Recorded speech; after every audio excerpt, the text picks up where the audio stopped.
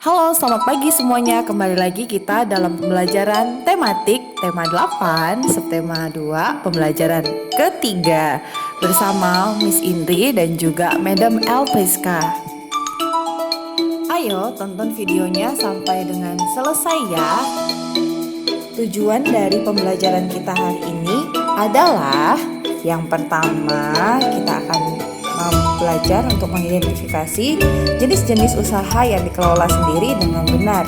Dan berikutnya kalian mampu mengidentifikasi keragaman jenis-jenis usaha di lingkungan sekitar dengan benar.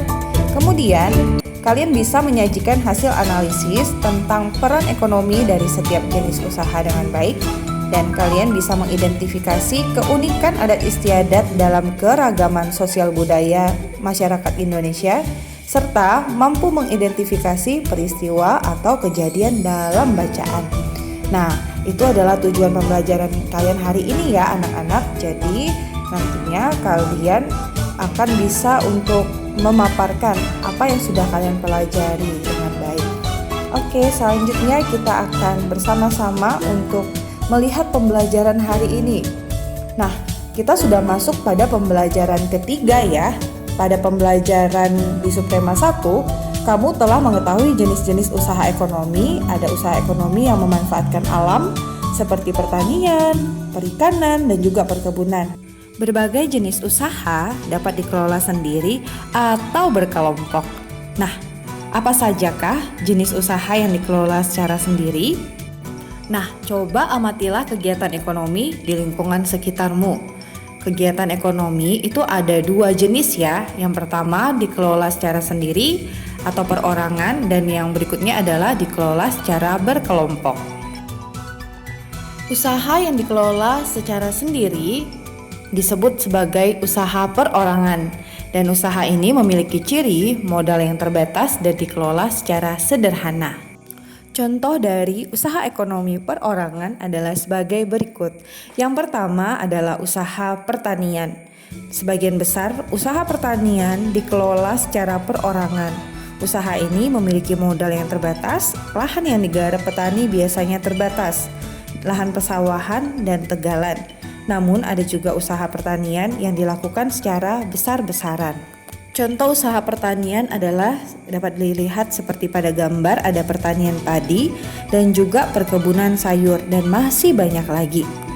Yang kedua adalah usaha perdagangan. Usaha perdagangan secara perorangan biasanya berskala kecil dan sedang. Contoh usaha perdagangan antara lain pedagang asongan, pedagang keliling, pedagang kaki lima, pedagang di pasar, warung, dan toko kelontong.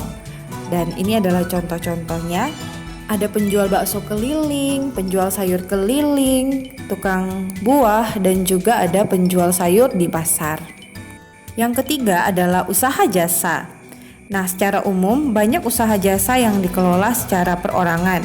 Contohnya usaha salon, fotokopi, bengkel, potong rambut, dan penjualan pulsa. Untuk jasa sendiri biasanya tidak berupa barang, dan jasa sendiri berupa keterampilan yang ditawarkan kepada orang yang membutuhkan untuk bisa memperbaiki sesuatu. Contohnya seperti montir mobil ini, jadi dia memperbaiki dengan keahliannya sehingga mobil dapat berjalan dengan baik kembali.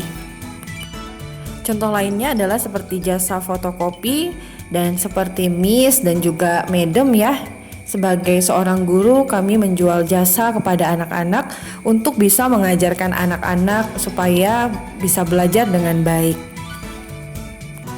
Selanjutnya, yang keempat adalah industri kecil. Sektor industri yang dikelola perorangan merupakan industri rumahan. Contoh industri rumahan antara lain usaha kerajinan tangan berupa pembuatan keramik, souvenir, tembikar, anyaman, dan juga usaha mebel. Nah, seperti yang bisa kalian lihat berikut ini ya anak-anak. Ini adalah contoh dari usaha atau industri kecil. Nah, usaha-usaha ini biasanya dilakukan skala rumahan atau mereka menggunakan rumah mereka sebagai tempat untuk memproduksi barang-barang yang ada. Oke, demikianlah video pembelajaran hari ini. Sampai jumpa di pertemuan selanjutnya. Have a nice day. Thank you everyone. Bye.